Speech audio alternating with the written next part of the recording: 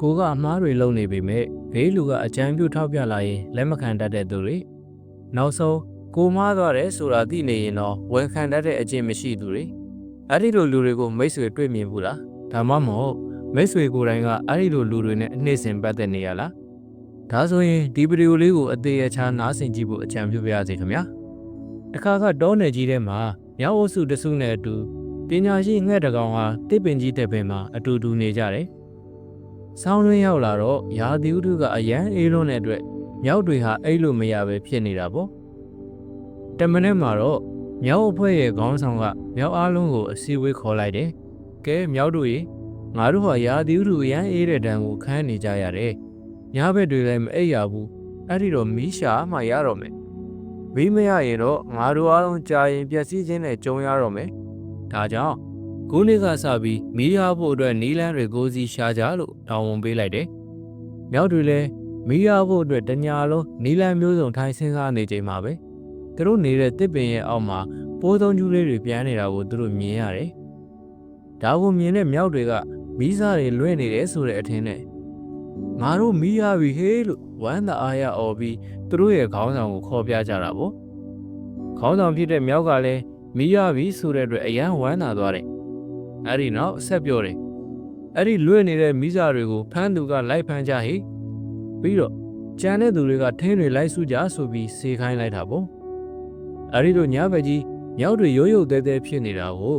အတိုက်ထဲကနေပညာရှိငှက်ကထိုင်ကြည့်နေတယ်ဒီလိုနဲ့မြောက်တွေလည်းဖမ်းမိလာတဲ့ပိုးသုံးကျူးတွေကိုခေါင်းဆောင်ကြီးထံအပ်လိုက်ကြတာပေါ့ခေါင်းဆောင်ကြီးကအဲ့ဒီမီးလင်းနေတဲ့ပိုးသုံးကျူးတွေကိုသိရွက်6တွေနဲ့အုံလိုက်ပြီးမီးရဖို့အတွက်စတင်မှုတ်လေတော့တယ်ဒါကိုမြင်တဲ့ငှက်ကခေါင်းဆောင်ကြီးကိုတွားပြောတယ်အိုးအသင်မြောက်အဲ့ဒါကအသင်ဘလောက်မှုမီးတောက်လာမှာမဟုတ်ဘူးညဘက်ခန္ဓာကိုယ်ကတဘာဝလျောက်မီးလင်းနိုင်တဲ့ပိုးကောင်လေးတွေသာဖြစ်တယ်အသင်အပင်မခံမနေပါနဲ့ရက်လိုက်ပါတော့လို့ပြောတယ်ဒါကိုမြောက်ကလက်မခံဘူးဆက်မှုတ်နေတယ်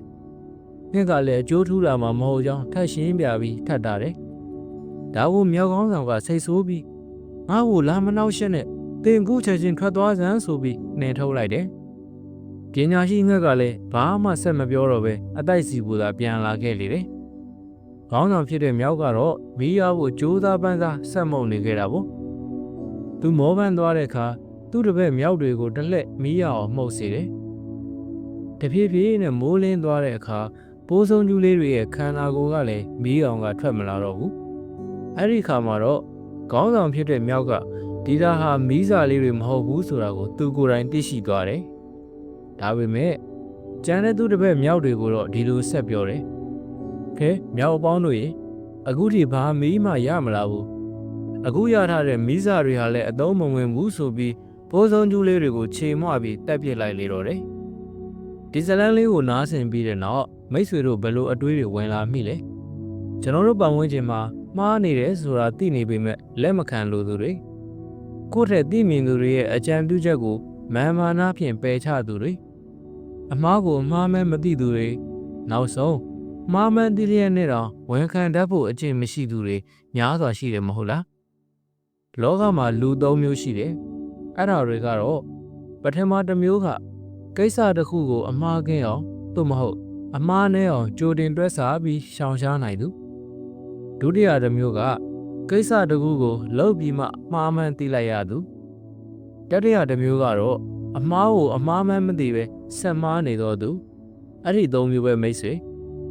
ပထမလူမျိုးဖြစ်ဖို့အတွက်အသိဉာဏ်ပညာနဲ့တွေးခေါ်မျှော်မြင်နိုင်စွမ်းရှိတဲ့သူဘဝအတွေ့အကြုံများစွာကိုအသုံးချပြီးလေ့လာနိုင်စွမ်းရှိတဲ့သူဖြစ်ဖို့လိုအပ်တယ်ဒီလိုလူတွေကလောကမှာအနည်းစုသာရှိတယ်ဒုတိယလူမျိုးတွေကတော့အရင်ဆုံးအမှားတွေကျူးလွန်မိကြတယ်မားမှန်းသိတာနဲ့ချက်ချင်းသင်ခန်းစာယူရသည်တွေပြင်ဆင်ပြီးနောက်ထပ်မမောင်းဂရုစိုက်လိရှိကြတယ်ဒီလိုမျိုးလူဖြစ်ဖို့အတွက်လိုအပ်တာကအများကြီးမဟုတ်ဘူးအထအစွဲတွေလျှောပြီးဖြစ်ချင်တာနဲ့ဖြစ်တဲ့နာခွဲခြားသိနိုင်ဖို့တော့လိုအပ်တယ်တတိယတစ်မျိုးကတော့မြောက်ခေါင်းဆောင်လိုလူမျိုးတွေပေါ့ကိုမားနေတယ်ဆိုတာကိုတယူတန်စိတ်နဲ့လက်မခံဘူးအမားတွေကိုဆက်ကျိုးလို့ရင်းနဲ့ပဲတန်တရားလဲနေတော့တယ်အမားကိုမြင်ခြင်းသည်ပညာရှိခြင်းဝန်ခံခြင်းသည်ရဲရင်ခြင်းပြုပြင်ခြင်းသည်အောင်မြင်ခြင်း၏အစားလို့ဆိုနိုင်တယ်ဒါကြောင့် ကျွန်တော်တို့အနေနဲ့ပညာရှိတွေရဲ့အတန်ကိုနားထောင်ပါတင့်တဲ့အမြင်ကျယ်သူတွေရဲ့စကားအတန်ကိုလစ်လို့မရှိပါနဲ့မာနတွေကိုစွန့်လွတ်ပါအမားကိုဝန်ခံခြင်းဒီအားနည်းခြင်းမဟုတ်ဘူးကြီးမြတ်သောစိတ်ထားပင်ဖြစ်တယ်အချိန်နဲ့အရင်းမြစ်ကိုအကျိုးရှိစွာအသုံးချပါမြောက်တွေလိုမျိုးအမားတွေအခါခါလုံရင်းနဲ့ပဲအချိန်ကုန်လူပန်းမဖြစ်ဖို့အထူးသတိထားပါနောက်ဆုံးအနေနဲ့မျှဝေလိုတာကတော့ကိုကအဖွဲအစည်းအုပ်စုတစ်ခုရဲ့ခေါင်းဆောင်တာဝန်ယူထားရင်ရောက်ခေါင်းဆောင်လိုခေါင်းမာပြီးအတ္တကြီးရဲ့သူမဖြစ်ဖို့တတိထားပါပြီးတော့အမားကိုတာဝန်ယူလက်ခံနိုင်တဲ့အရေးချင်းလည်းရှိဖို့လိုအပ်တယ်